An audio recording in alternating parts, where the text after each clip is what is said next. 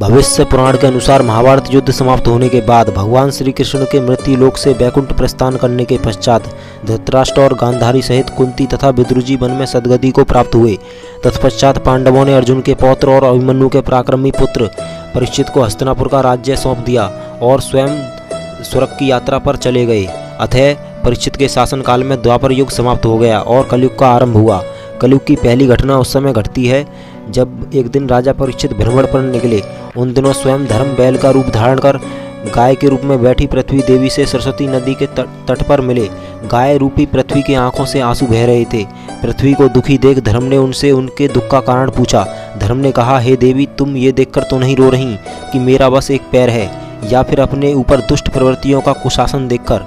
इस पर धरती माता कहती हैं, हे धर्म, तुम तो सब कुछ जानते हो। इतने में असुर रूपी कलयुग वहां आ पहुंचा और गाय तथा बैल रूपी पृथ्वी और धर्म को मारने लगा। राजा परीक्षित वहां से गुजर रहे थे। जब उन्होंने यह दृश्य देखा तो अत्यंत क्रोधित हुए और कलयुग से कहा, दुष्ट पापी, तू कौन है? इन निरीह गाय तथा बैल को क्यों सता रहा है? तू महान अपराधी है, तेरा अपराध क्षमा योग्य नहीं है, अतः तेरा वध निश्चित है। इतना कहते ही राजा परीक्षित ने तलवार निकाली और कलयुग को मारने के लिए आगे बढ़े। राजा ने गाय तथा बैल रूपी पृथ्वी और धर्म को पहचान लिया और कहा, हे धर्म, आप ये अधर्म कैसे सह सकते हैं? सतयुग में आपके 4 पैर थे, त्रेता में 3, द्वापर में 2 और अब इस कलयुग के कारण केवल एक पैर ही बचा है। हे धर्म, आपको क्या हो गया है? ये कह राजा परीक्षित बहुत दुखी होते हैं। राजा परीक्षित का क्रोध देखकर कलयुग कांपने लगा और चरणों में गिरकर क्षमा याचना करने लगा। तब राजा परीक्षित क्षमा करते हुए कहते हैं, अधर्म, पाप, झूठ, चोरी, कपट, दरिद्रता आदि अनेक उपद्रवों का मूल कारण तू ही है। अतः तू मेरे राज्य से अभी निकल जा और फिर कभी लौटकर मत आना। इतना सुन कलयुग प्रार्थना कर कहता है, महाराज, संपूर्ण पृथ्वी पर आपका शासन है, ऐसा कोई भी स्थान नहीं है जहां आपका राज्य ना हो। अतः हे राजन, मुझे रहने के लिए स्थान प्रदान करें। फिर राजा परीक्षित ने सोच विचार कर कहा, झूठ, धूर्त, मद्यपान, परस्त्री गमन और हिंसा, इन 4 स्थानों में असत्य, मद, काम और क्रोध का निवास होता है। तू इन 4 स्थानों पर रह सकता है।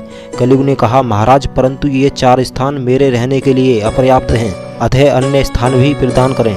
फिर राजा परीक्षित स्वर्ण को 5वें स्थान के रूप में प्रदान करते हैं। स्वर्ण का स्थान मिलते ही कलयुग प्रत्यक्ष तो वहां से चला गया, परंतु अदृश्य रूप में राजा परीक्षित के स्वर्ण मुकुट में निवास करने लगा।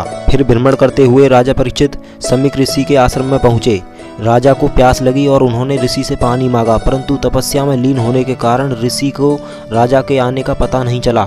राजा परीक्षित को लगा ऋषि ने उन पर ध्यान न देकर उनका अपमान किया है। स्वर्ण मुकुट पर उपस्थित कलयुग ने राजा की बुद्धि बदल दी और एक न्यायप्रिय राजा के मन में अहंकार ने जन्म ले लिया तथा क्रोध में आकर समीक ऋषि के गले में मरा हुआ सर्प डालने का अपराध कर दिया। अब जब महल में आकर मुकुट सिर से उतारा तो ज्ञान हुआ। इधर जब ऋषि पुत्र श्रृंगी ने यह देखा तो अत्यंत क्रोधित हुए और श्राप दिया, आज से 7वें दिन इसी तक्षक नाग के डसने से राजा की मृत्यु होगी। समाधि छूटने पर समीक ऋषि ने जब यह सुना तो बड़ा पछतावा किया, परंतु अब क्या हो सकता था। अंत में राजा के पास श्राप का सवाल कह भेजा। राजा ने जब यह सुना तो श्राप मुक्ति के बहुत उपाय किए, परंतु श्राप नहीं टल सका।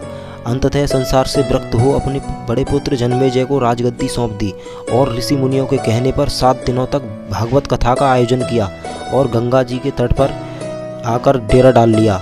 वहां अनेक ऋषि मुनियों को आमंत्रित किया गया। संयोग से सुखदेव जी भी वहां उपस्थित हुए और राजा को श्रीमद् भागवत कथा सुनाई। राजा परीक्षित कथा सुनते रहे और भगवान में ऐसा मन लगाया कि किसी भी बात की सुध नहीं रही और 7वें दिन फूलों की टोकरी में छिपे तक्षक नाग ने आकर राजा को डस लिया। परीक्षित परम धाम को प्राप्त हुए। अंत में महाराज जी ने कहा, सत्य है, भगवान का चरित्र भक्ति पूर्वक सुनने से धर्म, अर्थ, काम, मोक्ष चारों पदार्थ अनायास ही प्राप्त हो जाते हैं। इस प्रकार कथा समाप्त हो जाती है। परीक्षित की मृत्यु के बाद उनके पुत्र जन्मेजय सिंहासन पर बैठे और उन्होंने सबसे पहले नागों के संहार के लिए ऋषि मुनियों को बुलाकर सर्पमेध यज्ञ का आयोजन किया। यज्ञ आरंभ होने पर विभिन्न लोकों से सर्प अपने ऊपर नियंत्रण खोकर हवन कुंड में आकर गिरने लगे। स्वयं को बचाने के लिए तक्षक नाग देवराज इंद्र के सिंहासन से लिपट जाता है। जैसे जैसे तक्षक स्वयं पर नियंत्रण खो रहा होता है, सिंहासन सहित देवराज इंद्र भी हवन कुंड की ओर बढ़ने लगे। इधर वासुकी ने अपने भांजे जरत्कारु मुनि के पुत्र आस्तिक से नाना के वंश की रक्षा करने का अनुरोध किया। तब आस्तिक जन्मेजय के यज्ञ स्थल में जाकर यज्ञ की बेहद प्रशंसा करने लगे। भांति भांति से यजमान तथा ऋत्विजों की स्तुति करने लगे। उधर ऋत्विजों ने तक्षक का नाम लेकर आहुति डालनी प्रारंभ की। इंद्र तक्षक को अपने उत्तरीय में छिपाकर वहां तक आए।